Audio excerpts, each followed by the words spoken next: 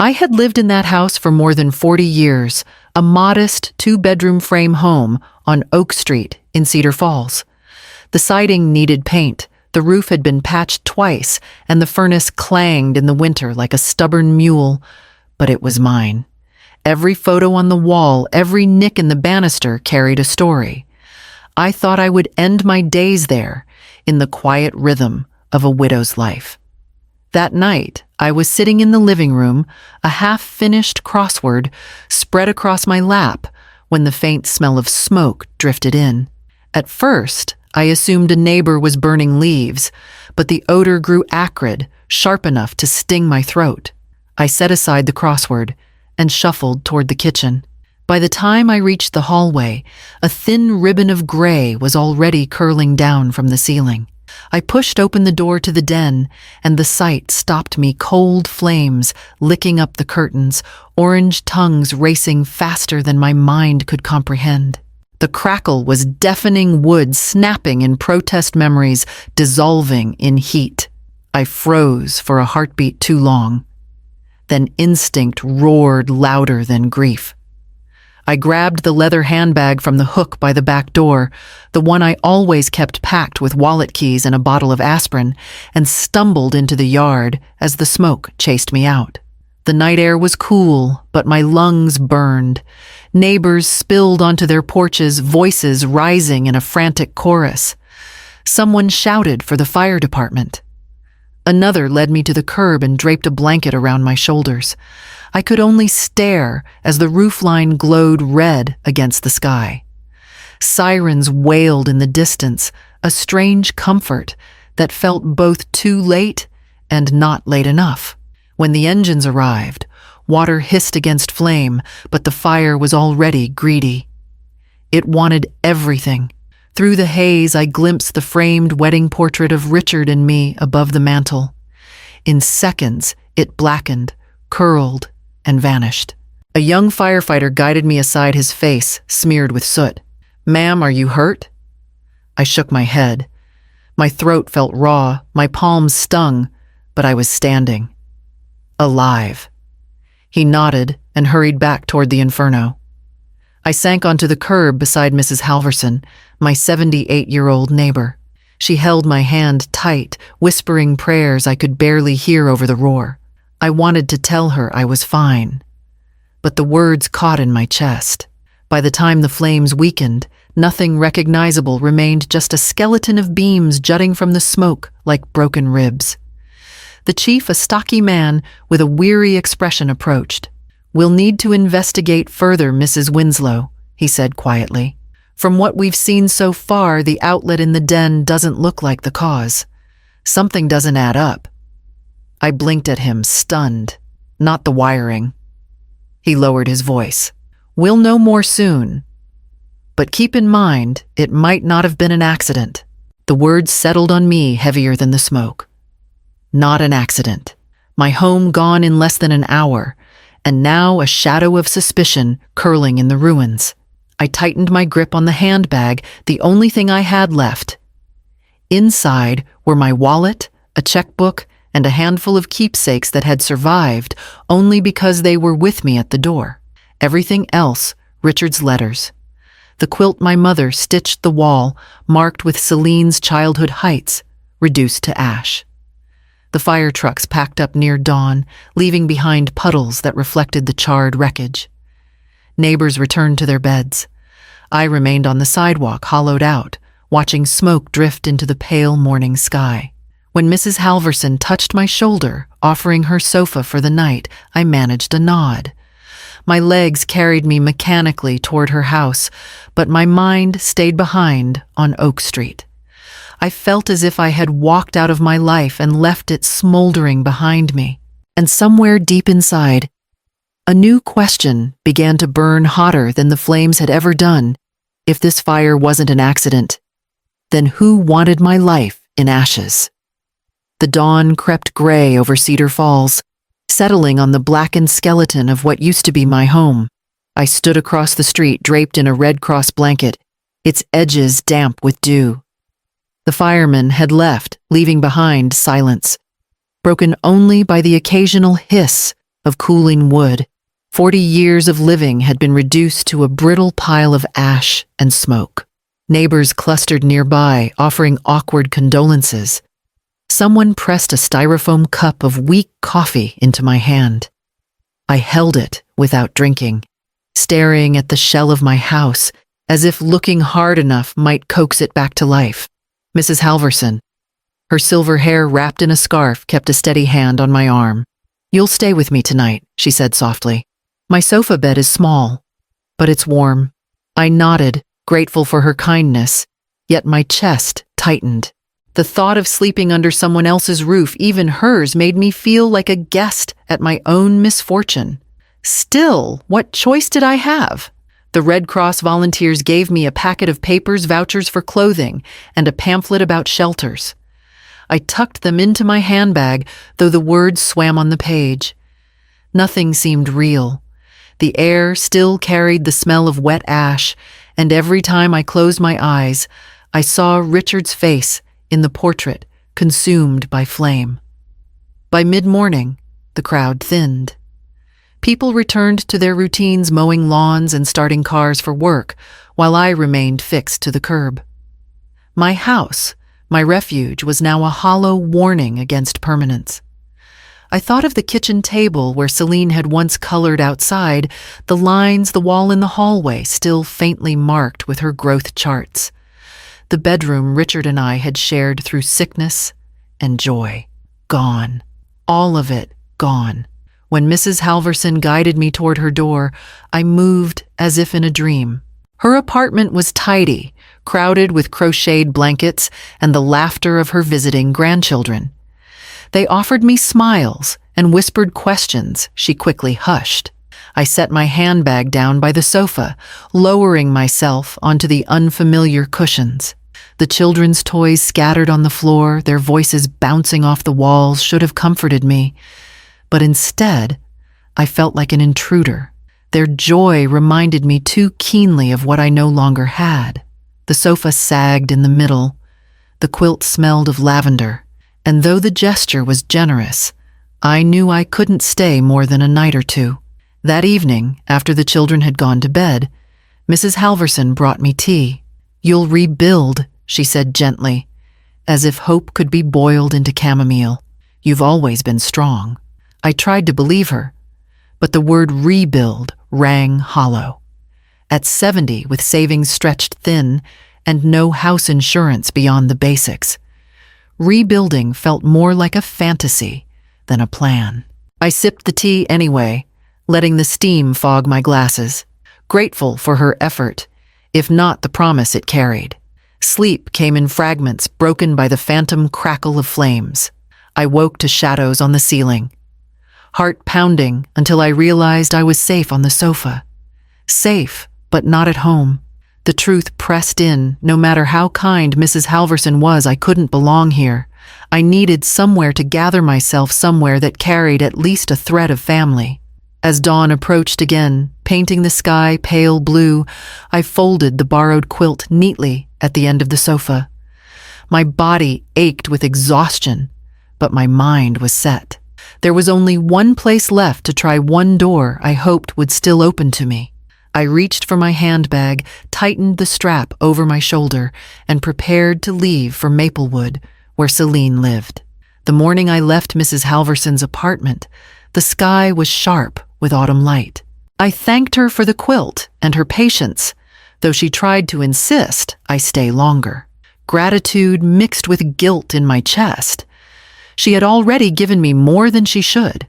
I needed to stand on my own feet, however shaky they felt beneath me. I took a bus to the public library downtown, one of the few places I knew would still feel familiar. From a payphone tucked in the corner, I dialed Celine's number. My hands trembled so much I nearly misdialed. "Hello?"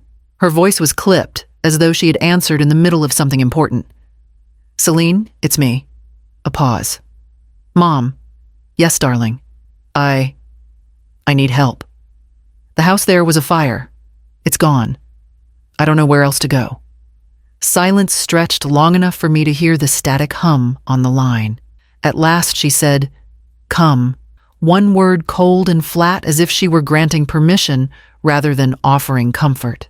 Still, it was enough. I whispered thank you and hung up before my voice could betray the tears that threatened. The bus to Maplewood wound past farmland strip malls and then gradually into streets that gleamed with new wealth. Maplewood was all symmetry and shine lawns, clipped short porches decorated for the season driveways, filled with polished cars. Every house looked curated, as though a photographer might appear at any moment for a magazine spread. When I stepped off the bus, clutching my handbag, I felt like a stain against all that order. My shoes were scuffed. My coat carried the faint odor of smoke no detergent could scrub out. I walked slowly down the boulevard until I reached Selene's address, a colonial with white shutters, a brick walkway, and flower beds still bright despite the cooling air. My heart pounded as I climbed the steps. I remembered her as a child standing barefoot at our old door, asking questions about stars and angels. She had once clung to my hand so tightly, I thought she'd never let go. That memory steadied me enough to lift my hand and press the bell. The chime echoed inside. Through the glass, I saw movement Celine's figure approaching. She opened the door, framed by polished hardwood and a gleaming chandelier. "Mom," she said. Her face was composed. Her dark hair swept back her blouse, crisp. Only her eyes betrayed something sharper. Irritation, maybe dread. "Celine," I breathed. "Thank you for letting me come. Just until I can figure things out." She stepped aside mechanically. "Of course. Come in." I crossed the threshold, suddenly hyper-aware of the clean scent of lemon polish, the perfect arrangement of furniture. My handbag felt shabby in my grip. A man's voice floated from deeper inside. "Who's at the door?" Celine called back. "It's my mother." "Then to me?" "Dominic's here. He moved in a few months ago." I nodded, though my stomach knotted. I had met him once before at a holiday dinner, where he spoke more to his phone than to me. From the living room, Dominic appeared. He wore a tailored shirt sleeves, rolled precisely, smile practiced. "Mrs. Winslow," he said, extending a hand. "Sorry about your house. Terrible thing."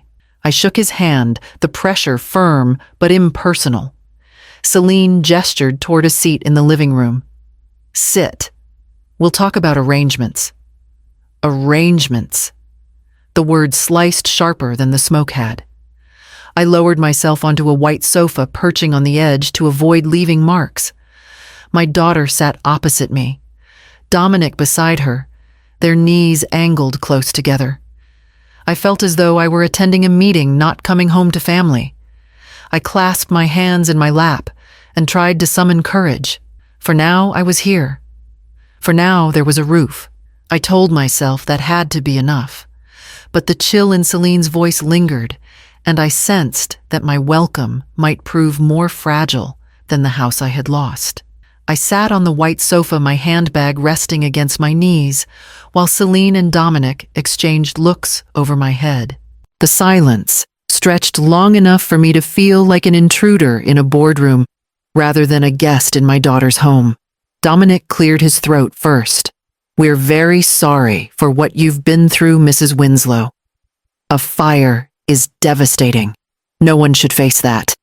His voice had the tone of someone reading from a script, the kind used in insurance commercials. "Yes," Selena echoed, though her eyes flicked toward the spotless carpet where my shoes rested. "It's awful. Truly." I folded my hands tighter. "I only need a little time, just until the insurance company sorts things out.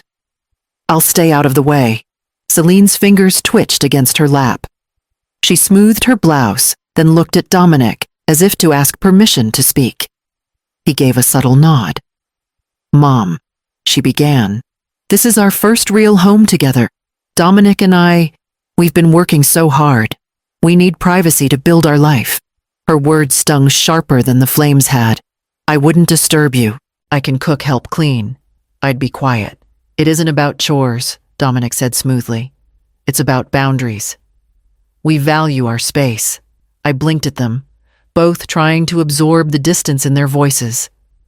This was my child, the baby I had rocked through nights of colic, the girl whose scraped knees I had bandaged, the young woman I had cheered through graduation. Now she sat across from me, her hands folded neatly, speaking as though I were a stranger applying for a rental. "Just a few weeks," I pleaded. "I've lost everything." Celine's jaw tightened. "Mom, it's not healthy for any of us if you stay. You'll be better off somewhere that gives you independence." Independence. At 70, with nothing but a handbag and smoke still clinging to my hair, the word felt like mockery. "I can give you some money for a hotel," Dominic offered, reaching for his wallet. "Just to get you started." I stared at the crisp bills he pulled free. A few $100s. That was their solution. Not a bed under their roof, not the dignity of a room in their home, but a temporary exile purchased in cash. The knot in my chest twisted into something sharp. "You'd rather pay me to leave than let me stay." "Don't put it that way," Celine snapped. Her voice, tight with something more than discomfort, rose above the calm facade she'd tried to maintain. "This is our house, our sanctuary. We deserve that." Her words echoed through the polished living room. The curtains trembled slightly in the breeze from the open window, carrying her voice outside. Neighbors strolling along the sidewalk slowed their steps. I saw them glance toward the door, curious eyes landing on me, sitting rigid with humiliation. Celine stood suddenly, her hands clenched at her sides. "Get out," she said, her voice breaking. Then louder, sharper, "Get out." The words sliced through me, each syllable heavy with finality.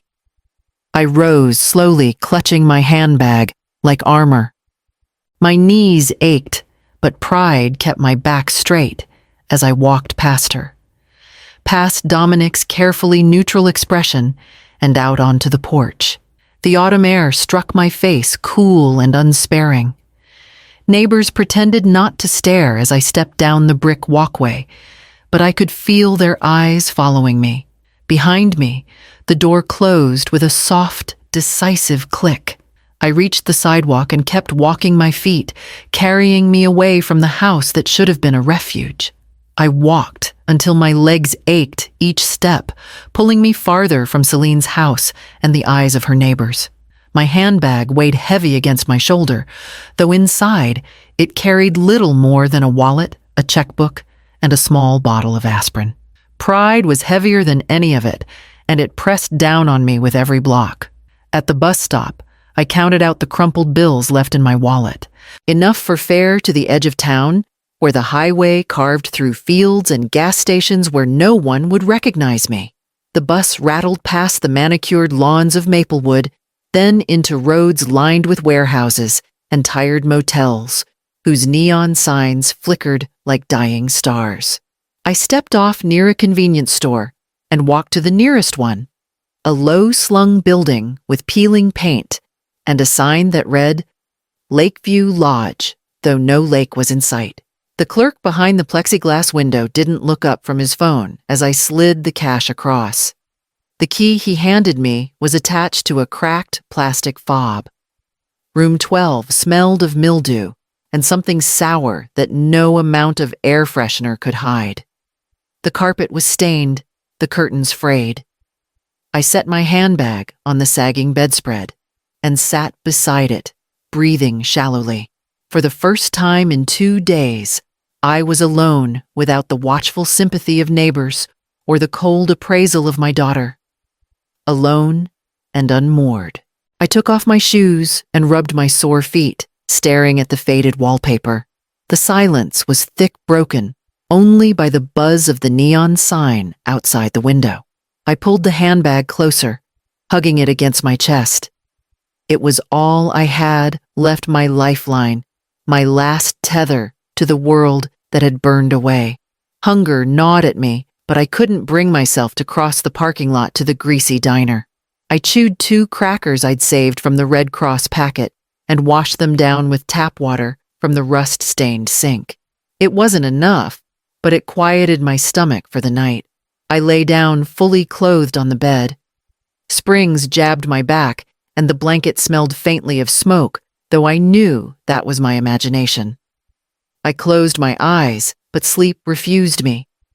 Every time I drifted, I jolted awake, sure I heard the roar of fire again, the crackle of wood collapsing.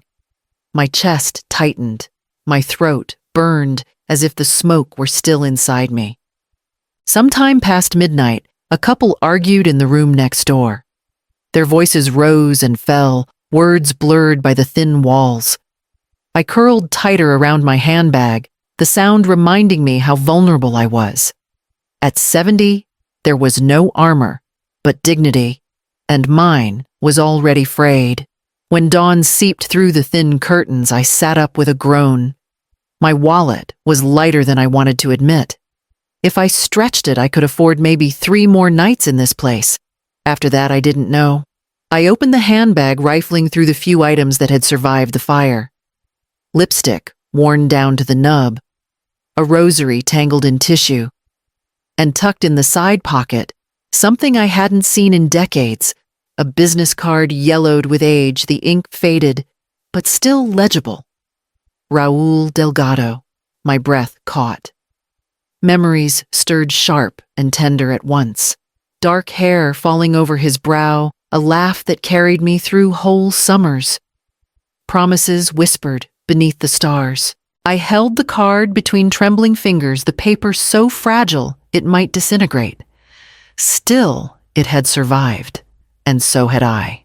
I turned the card over in my hands, the edges frayed, the print faded to a soft gray. I hadn't thought of it in years yet. My fingers remembered its shape, as if it had been waiting all this time. On the back, in the looping script of a much younger woman, were the words I had written. At 25, never forget me. The handwriting startled me. It was mine. Yet it belonged to someone else, someone with smooth hands, bright eyes, and the reckless faith of youth. I traced the letters slowly, my fingertip catching on the grooves of the ink. How long had it sat hidden in my purse? Carried through decades of grocery lists and doctor's appointments, through Richard's illness, through Selene's childhood. Raul Delgado. The name alone brought a tide of memories. He had been 26, with hair dark as riverstone and eyes the color of amber in sunlight. We met at a church picnic where he borrowed my pen and teased me about my crossword habit. By the end of that summer, he had filled my evenings with laughter, my head with dreams too large to fit into Cedar Falls. He wanted to build to travel, to leave behind something lasting. And I believed him. For 9 months we had been inseparable. Then life in its stubborn way bent us apart. He left for a project in Chicago, promising to return when he had made something of himself. Letters followed, at first long, eager pages that smelled faintly of cologne, but then grew fewer, shorter, and eventually stopped. By then I had met Richard. Steady, reliable Richard, who offered not promises, but a home of family and the safety of roots. I had folded Raul's last letter into a shoebox and slipped his card into my purse, as if keeping both close would ease the ache. And then years blurred into decades. Now here I was, 70 years old, sitting on a sagging motel bed, with smoke still in my hair, staring at the one relic of a love I thought long buried. My chest tightened. Could he still be alive? Still remember me? His name sounded like a fragment from another language, one I hadn't spoken in years. I set the card on my lap, rubbed my temples, and laughed under my breath. What would I even say if I called, "Hello, Raul, it's Eleonora. I've lost everything. Do you remember me?" The thought sounded ridiculous, pitiful. Yet the card glowed with the persistence of survival. It had outlasted the fire hidden in the one bag I had carried out. Perhaps that meant something. I slid the card back into my purse, but couldn't stop touching it. Couldn't stop tracing those faded words. Never forget me. At 25, I had written them as a command. At 70, they felt more like a plea. The day dragged, filled with the hollow sounds of doors slamming in the motel hallway, children crying, televisions blaring through thin walls. I tried to rest, but each time I closed my eyes, I saw flames racing up curtains, heard Celine's voice, hard and final. Get out. Between those images, Raoul's smile would flicker as if my mind was stitching together every loss and every possibility at once. By nightfall, I sat by the window, the neon sign bleeding pink into the dark. I pulled the card out again, held it against the glass, and whispered aloud the name. Raoul. The sound of it felt fragile, but alive, like a song remembered after years of silence. I didn't know yet what I would do, whether I dared to call, but I knew one truth as clear as the smoke-streaked sky outside. The card had found its way back into my hands for a reason. The card lay on the nightstand, its faded ink catching the glow of the neon light outside. I had stared at it for hours, arguing with myself, imagining every possible outcome. He wouldn't remember me. The number would be disconnected. A stranger would answer and laugh. But the thought of not trying felt worse than humiliation. My hands trembled as I reached for the motel phone. The receiver was sticky, the buttons worn, but my pulse raced as though I held something sacred. I unfolded a slip of paper where I had carefully copied the digits from the card, double-checking them 3 times before daring to press the first number. Each tone felt like stepping off a cliff. I almost hung up after the 3rd ring, my courage faltering, when a voice answered. Delgado. I froze. The sound was deeper, roughened by years. Yet there was a warmth beneath it I recognized instantly. My throat closed. I could have been 25 again, clutching the phone in my childhood bedroom, waiting to hear his laugh. Raoul. My voice cracked. A pause. Then softly, almost like a question, Eleonora. The tears came fast. I pressed a hand to my mouth, nodding, though he couldn't see me. Yes, it's me. I'm so sorry to call after all this time. I shouldn't. Don't, he cut in gently. Don't apologize. Where are you? The words tumbled out clumsy and raw. My house. There was a fire. Everything's gone. I went to Celine's, but my voice broke. I don't know where else to go. Silence filled the line, heavy but not empty. I imagined him leaning forward, brow furrowed the way he always did when listening. Then he said, with a certainty that steadied me more than any blanket or promise ever had, Stay where you are. I'm coming. Raoul, you can't. I can, he interrupted firmly. Give me the address. I hesitated, staring at the cracked wallpaper, the sagging mattress. Shame burned in me. It's a motel, off the interstate. The Lakeview Lodge. I'll be there soon, he said, no hesitation. Don't leave. Don't worry. When the line went dead, I sat there, clutching the receiver, stunned. After 45 years of silence, he was crossing whatever distance lay between us, because I had whispered his name. I hung up the phone and sat on the edge of the bed, my heart pounding like it had when I was a girl waiting for him to pick me up in his old car. But this wasn't then. This was now. I was 70, hollowed by loss, carrying nothing but a handbag and the weight of being unwanted. What would he see when he walked through that door? I wiped my face with the edge of my sleeve and tried to straighten myself. I brushed my hair with my fingers, reapplied a faint smudge of lipstick from the stub at the bottom of the tube. It was pitiful, but it was all I had. The minutes dragged. I stood at the window, peering through the thin curtains at the highway. Cars rushed by, their headlights cutting through the dark. Every set of beams made my chest tighten. I whispered his name under my breath, as if saying it might make him appear faster. At last, a silver sedan pulled into the lot. Sleek, polished out of place against the cracked asphalt and peeling paint. My pulse leapt. The driver's door opened. A figure stepped out, taller, broader than I remembered, but with a gait that sent recognition surging through me. I gripped the curtains tighter. breath caught as Raoul lifted his head and looked toward the motel window, as though he knew exactly where I stood. The parking lot was lit by a single flickering street lamp, casting long shadows across the cracked pavement. I stepped outside, clutching my handbag like a shield. The night air was sharp against my skin, carrying the faint smell of gasoline and fried food from the diner next door. The silver Mercedes idled near the curb, its headlights dimmed. The driver's door closed with a soft thud, and there he was, Raoul. Time had silvered his hair and carved lines into his face, but his shoulders were still straight, his stride steady. He looked older, yes, but not diminished. If anything, he carried a weight of presence I hadn't expected. When his eyes found mine, I faltered. They were the same eyes I remembered, amber warm, filled with something that reached straight through the years between us. My throat closed, and all I could manage was a whisper. Raoul. He stopped a step away, studying me with an intensity that made me want to shrink and stand taller all at once. Then he smiled, faint but real, and spoke 3 words that undid me completely. You came back. The air left my lungs.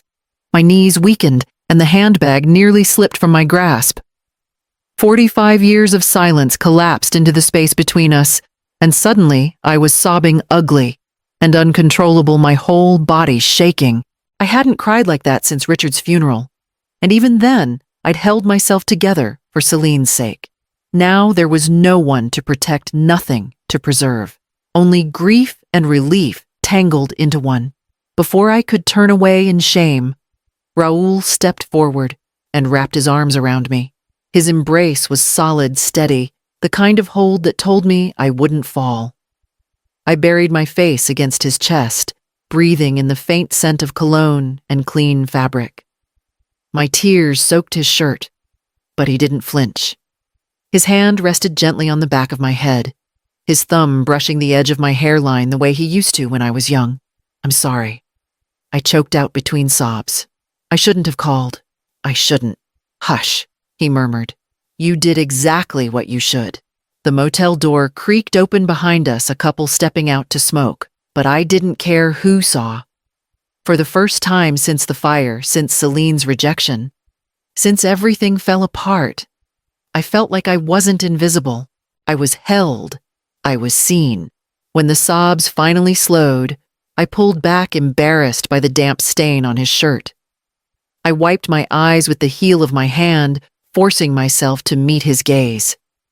He was still smiling softly, as though nothing about my collapse had surprised him. You look like hell, he said gently, but you're still Eleonora. A broken laugh escaped me. And you look like someone who belongs in a magazine spread not in this parking lot. He shook his head. I belong right here. The sincerity in his voice left no room for doubt. My chest ached, but in that ache was something dangerously close to hope. Raoul took the handbag from me without asking and carried it to the car. He opened the passenger door and waited. For a moment I hesitated on the curb, looking back at the dim motel room that had been my only refuge. Then I stepped toward him, toward the warmth of headlights and the promise of something more than ashes. The Mercedes hummed quietly as we left the interstate behind and wound through darker, quieter roads. Raoul drove with one hand steady on the wheel, the other resting near the gear shift, relaxed in a way that made me ache with the memory of long-ago evenings when he had done the same. I kept my eyes on the blur of trees and houses, afraid that if I looked at him too long, I'd start to believe this was all a dream. We turned onto Briar Hill Road, where iron gates stood flanked by stone columns. At his touch, the gates opened, sweeping aside like a theater curtain. The driveway curved upward through manicured trees, their branches lit by soft ground lights. My breath caught as the house came into view.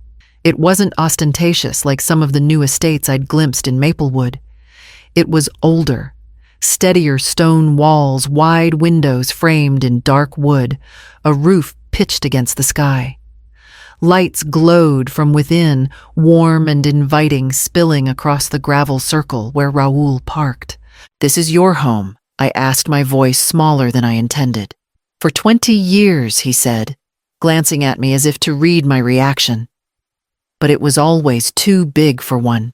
When he stepped out to open my door, I hesitated. My shoes crunched against gravel as I followed him up the front steps, my handbag swinging at my side. I felt out of place in my smoke-tainted coat, like a stray dog approaching a palace. Inside the entryway, opened into high ceilings with beams of polished wood, a chandelier cast a golden glow. But what struck me most was the quiet, no ticking clocks, no television, just the stillness of space well cared for. Rugs lay across the hardwood, their patterns muted but rich. Paintings lined the walls, landscapes in oil that seemed to stretch beyond their frames. I stood on the threshold, clutching my handbag, afraid to step further. "Raoul, I don't belong here." He turned toward me, his eyes steady. "You belong anywhere I am." The words pressed against my chest, too heavy and too kind at once. I shook my head. "Look at me. I came here from a roadside motel. My house is ash. My daughter." My voice cracked. And now I'm standing in a place I could never have imagined living. Raoul stepped closer. "This house was built of stone and wood, nothing more. What gives it meaning is who's inside it. And I want you inside it." I swallowed hard, the warmth in his voice breaking something loose in me. For years I had lived in modest rooms, content with what I had never daring to imagine more. Now the idea of being welcomed into such abundance felt both impossible and terrifying. He guided me gently into the living room. A fire burned low in the hearth, throwing soft light across the leather chairs and shelves lined with books. It wasn't cold or sterile like Selene's house. It felt lived in, even with all its elegance, as if someone had cared enough to make comfort part of beauty. Raoul took my coat and hung it by the door. I sat gingerly on the edge of a chair, running my hand across the armrest's smooth leather. I felt the question rising in me, unspoken, but insistent. Could I ever see this as home? Or would I always be the outsider here? Raoul poured 2 glasses of water, set one in front of me, and sat opposite. His gaze didn't waver. "Eleonora, don't let walls tell you who you are. You've carried dignity through fire and loss. That's worth more than all of this." I looked around the room, then back at him. His words settled into me, not erasing the doubt, but softening its edges. Raoul led me into the kitchen, where the scent of roasted chicken lingered in the air. A bottle of red wine already stood open on the counter, breathing. He moved with quiet ease, setting plates, arranging silverware, pouring wine, as though this were an ordinary evening and not the first time in decades that we had shared a table. "Sit," he said, gently, pulling out a chair at a wide oak table. The surface was polished smooth, but faint knife marks near the center told me it had been used, not just admired. I lowered myself, slowly feeling the fatigue of the past days in every joint. He brought the food, golden chicken, roasted vegetables, a loaf of bread that still carried the warmth of the oven. My stomach clenched at the sight. I hadn't realized how long I'd been running on crackers and coffee until the smell made me dizzy.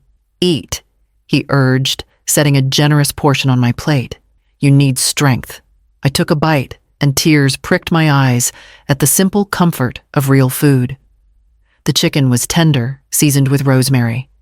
The wine warmed my chest. For the first time since the fire, I felt the gnawing emptiness inside me quiet, if only a little.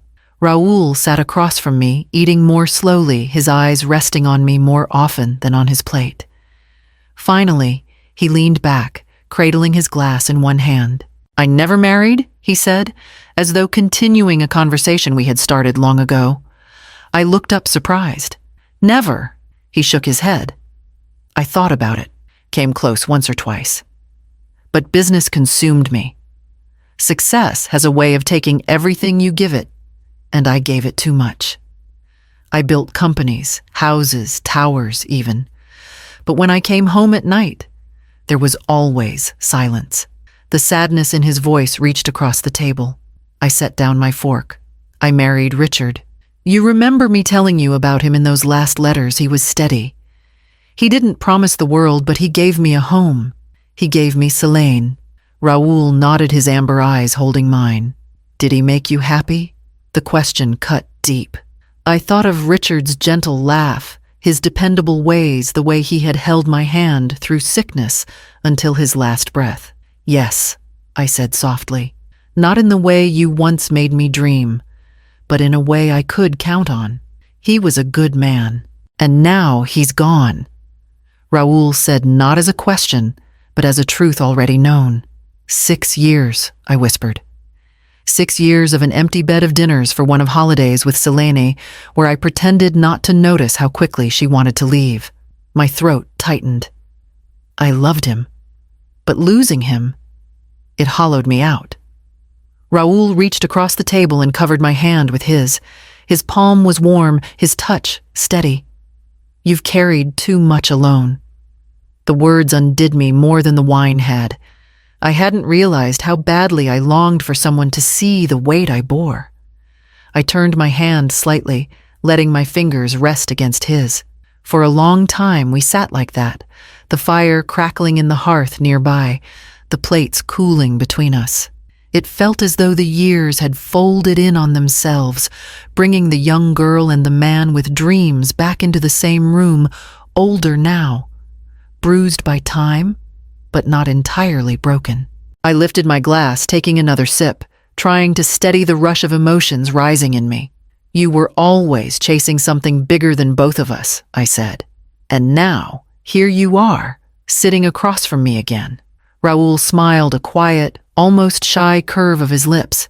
Maybe fate is slower than we want it to be, but it gets there eventually. The words settled deep inside me, heavy with possibility. After we cleared the plates, Raoul poured the last of the wine and leaned back, his gaze steady, but shadowed. There was a hesitation in him, as though he weighed each word before releasing it. There's something I never told you, he said. Something I should have. I stiffened my glass halfway to my lips. What is it? He exhaled slowly. About 10 years after I left Cedar Falls, when my business was finally steady, I tried to find you. I still carried your picture in my wallet. I asked around old neighbors, people at the parish. I even wrote. My chest tightened. You wrote yes, a letter. I poured everything into it. Where I was, what I'd built, how much I wanted to see you again. I told myself if you answered, I'd drive back the same day. He paused, eyes narrowing at the memory. But I never heard back. A chill ran through me. I never received it. For a long moment, neither of us spoke. The fire snapped softly in the hearth, as if filling the silence between us. My mind raced back through the decades, rifling through memories of mail sorted on the kitchen counter, envelopes stacked on Richard's desk, the times I'd wondered why I never heard another word from Raoul. I thought you had moved on, he said quietly. I was told you'd married, that you were happy, so I buried it, buried us. My hands trembled slightly as I set down my glass. Richard, he managed the mail. Bill's statements, everything came to him first. The thought lodged like a thorn. Richard, my husband, who I had loved and trusted, who had been solid and dependable, could he have seen the letter and kept it from me? I tried to picture it, the envelope arriving, Raoul's handwriting on the front. Richard recognizing the name. Would he have slipped it into a drawer? Burned it in the fireplace before I returned from work? He had been a proud man, protective of what was his. He never liked to speak of my past, especially when Raoul's name surfaced in stories from neighbors. A missing piece slid into place, one I had never realized was missing.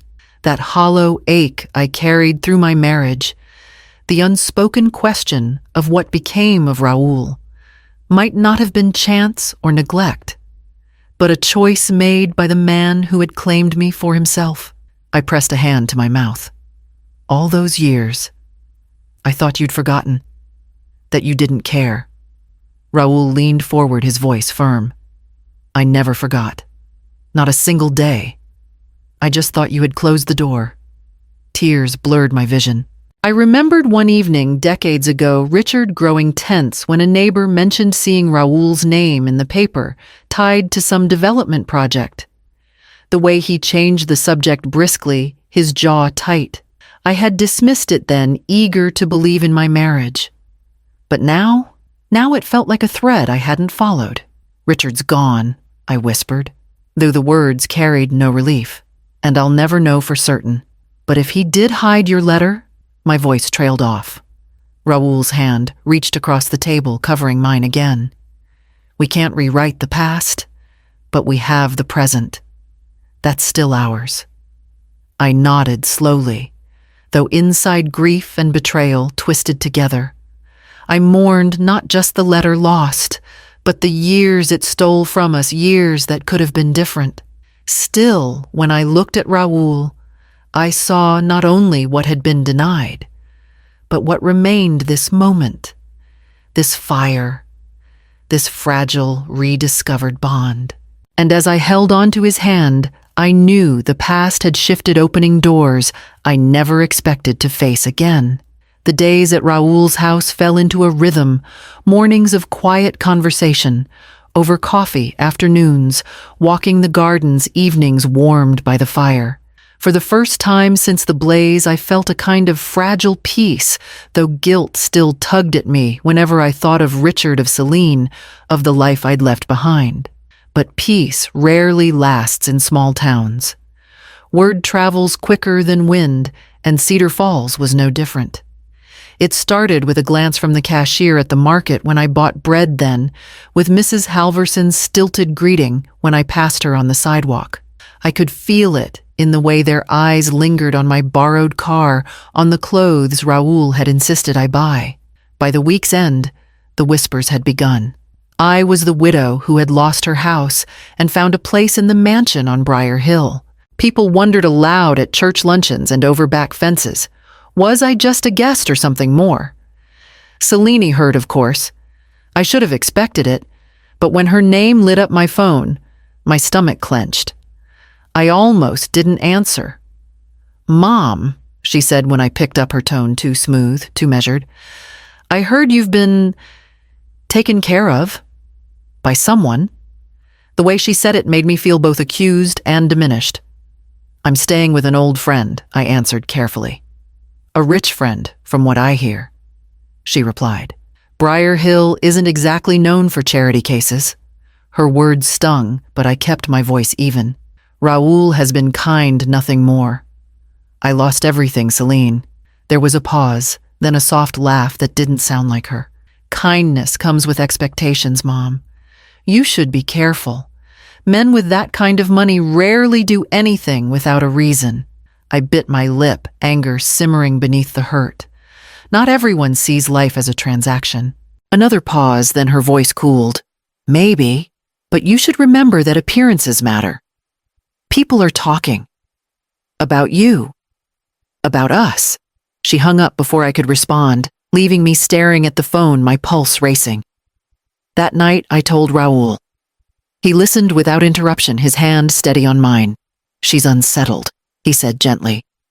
"Your daughter feels what she cannot control. Envy is a heavy chain. Envy." The word struck true, though I hated to admit it. Celine had always measured herself against others, their homes, their cars, their vacations. She carried pride like a sword, always ready to cut before anyone could wound her. Now she saw me in a world she could not claim, and I feared what she might do with that anger. Days later, the whispers thickened.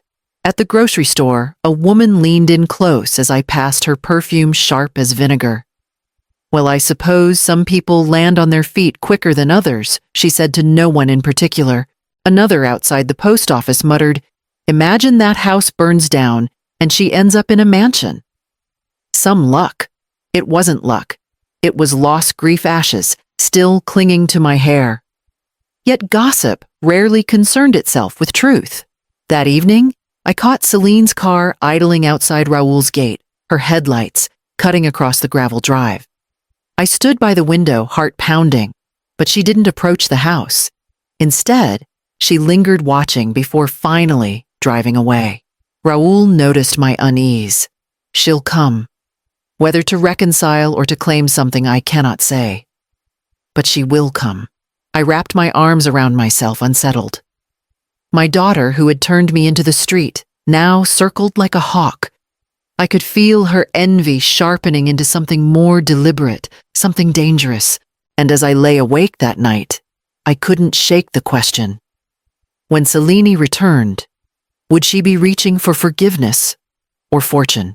It was late afternoon when the intercom buzzed at Raoul's gate. I was in the sitting room with a book open, but unread on my lap. Raoul glanced toward me, then pressed the button on the small console by his chair. "Hello." Through the faint static came my daughter's voice, soft, almost broken. "It's me. It's Celine. Please, may I come in?" My heart lurched. For a moment I imagined the girl she once was, the child who clung to me when thunderstorms shook the windows. But the memory collided with the echo of her words. "Get out." And the wound throbbed fresh again. Raoul looked at me. "Your choice," he said. I hesitated, then nodded. "Let her in." The gates opened with a slow, deliberate sweep, and her car rolled up the gravel drive. When she stepped out, I hardly recognized her. She wore a pale blouse carefully tucked into pressed slacks, but her eyes were red-rimmed, her face damp with tears. She approached with arms outstretched. "Mom," she whispered, "I'm so sorry." Her embrace was warm, almost desperate, and for a moment I let myself sink into it. But as we stepped into the house, I saw her gaze flicker, not at me, but at the paintings on the wall, the carved banister, the gleaming floors. Her tears may have been real, but they weren't the whole story. We sat in the living room. Raoul poured tea, his manner composed, courteous. Celine clasped my hands tightly, her words tumbling out in a rush. "I was wrong. I was selfish. When you came to me, I thought only of myself and Dominic. I didn't think of what you had lost. I've been sick with guilt ever since." Her voice trembled, and she squeezed my hands as if to anchor the performance. My throat tightened, but not with forgiveness, rather with suspicion. Because though her tone carried contrition, her eyes betrayed calculation, sliding again and again toward the shelves lined with books, the silver-framed photographs, the quiet wealth in every detail. Raoul sat opposite us, watching silently. His expression was polite, almost serene, but I knew him well enough to sense the sharpness beneath. He was measuring her, just as she was measuring the house. I drew back slightly, untangling my hands from hers. "Celine," I said slowly, "what brought you here today?" She sniffled, dabbing her eyes with a tissue pulled from her purse. "I just want to make things right, Mom. To start over. You're all I have." The words should have moved me. Once they would have, but they felt rehearsed, shaped for effect, the pauses and inflections too precise.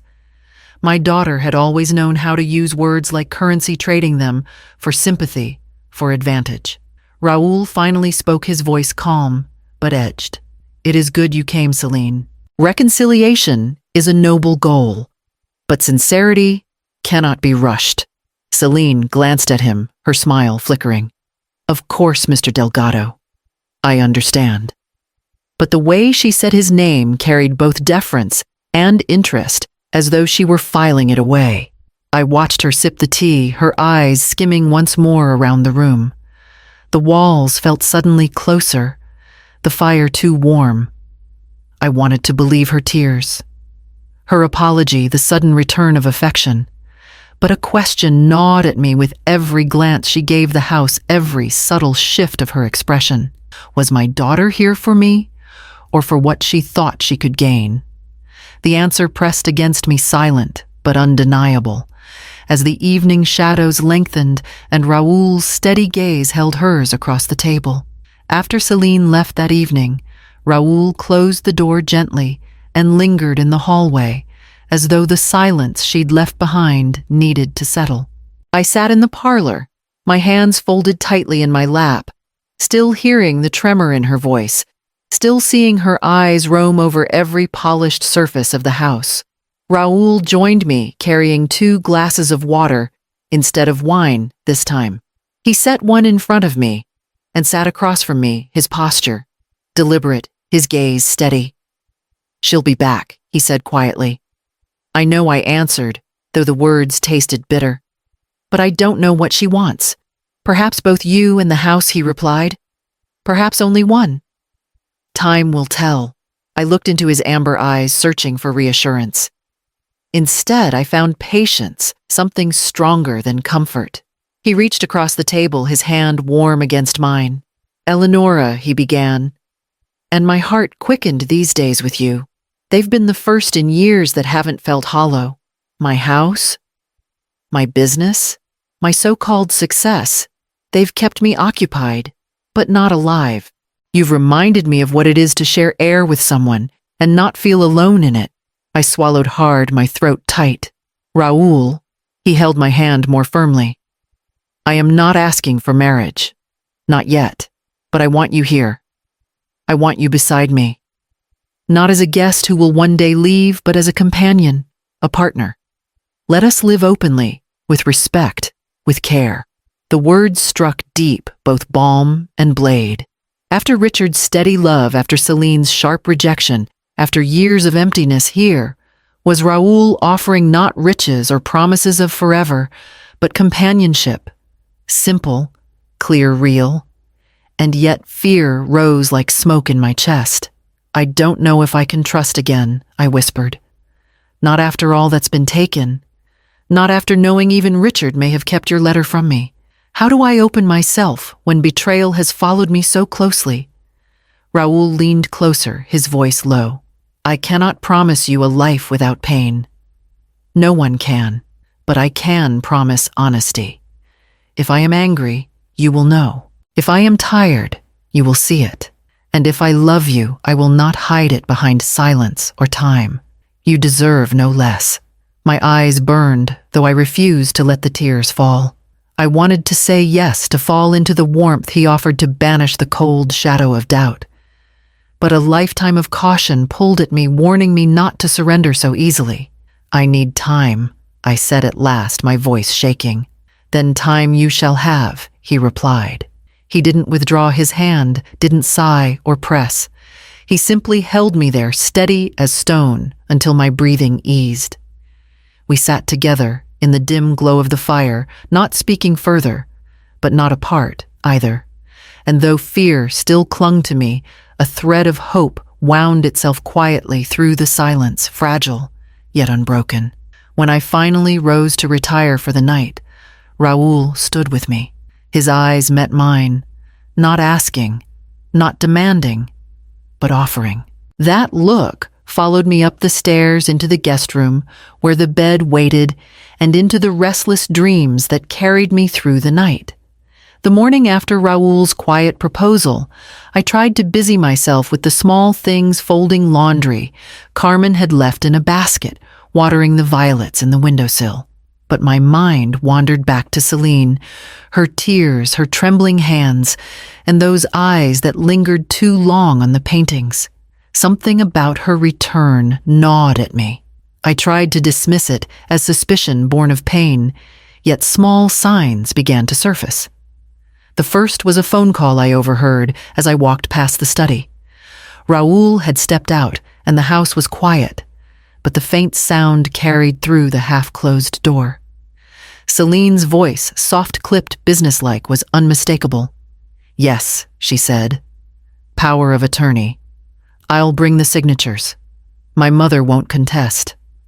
I froze in the hall, my breath shallow. The words rang false. I had signed nothing, agreed to nothing. My stomach twisted as I moved silently away, heart thudding in my ears. Later at the market, I noticed Dominic waiting in the parking lot.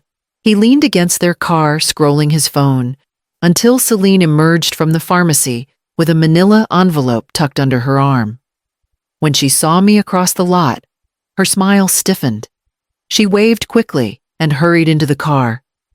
That night over dinner, Raul noticed my distraction. "You're quiet?" he said, passing the bread.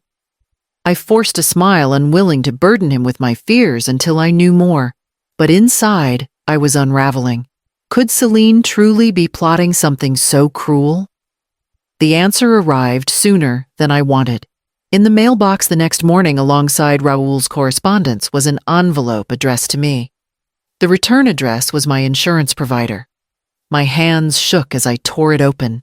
Inside was a notice acknowledging receipt of paperwork filed under my name, requesting early release of settlement funds. Only the signature at the bottom wasn't mine.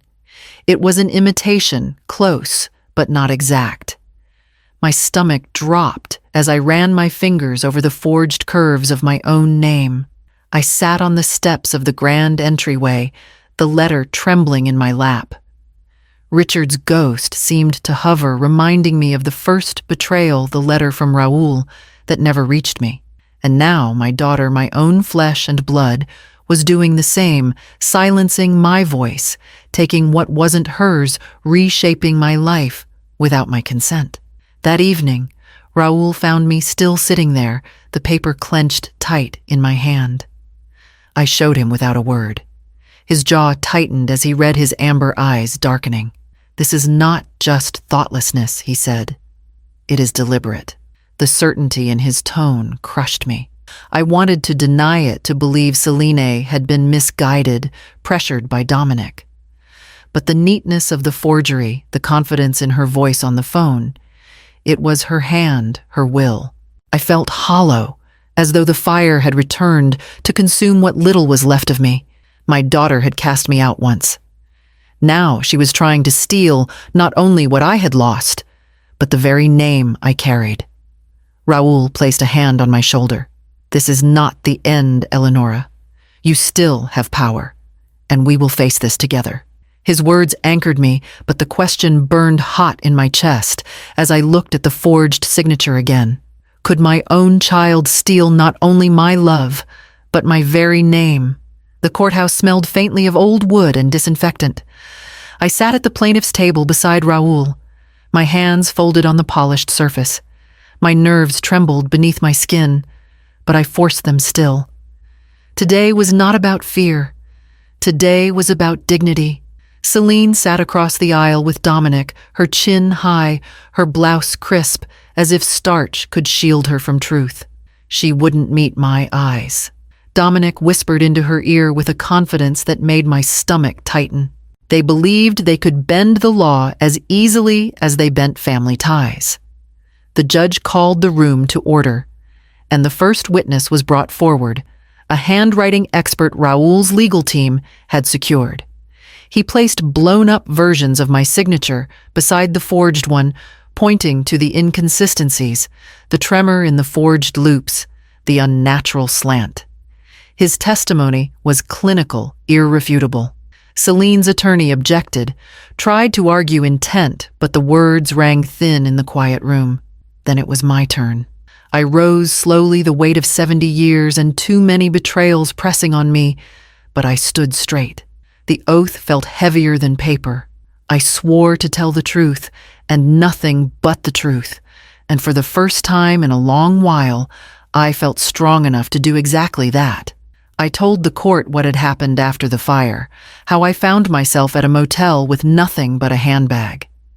I told them about the letter from the insurance company, the forged request bearing my stolen name. My voice didn't shake. Each word was deliberate, a stone laid carefully into a path of truth. As I finished, I looked toward Celine. For a moment, I thought I saw a flicker of the girl she once was, my daughter, clutching her stuffed rabbit, begging me not to leave her on her first day of school. But then, the mask of defiance hardened again, and she turned away. When the judge delivered the ruling, his words cut cleanly. The claim was fraudulent, the power of attorney void, restitution and legal costs assigned. The gavel struck final and cold. Celine shot to her feet, her face flushed with fury. "This isn't over," she hissed, her voice carrying farther than she realized. She stormed out of the courtroom, Dominic scrambling after her. The heavy doors closed behind them with a hollow boom. Silence fell. I exhaled long and steady, my hands loosening for the first time in weeks. Raoul touched my arm, gently guiding me back to my seat.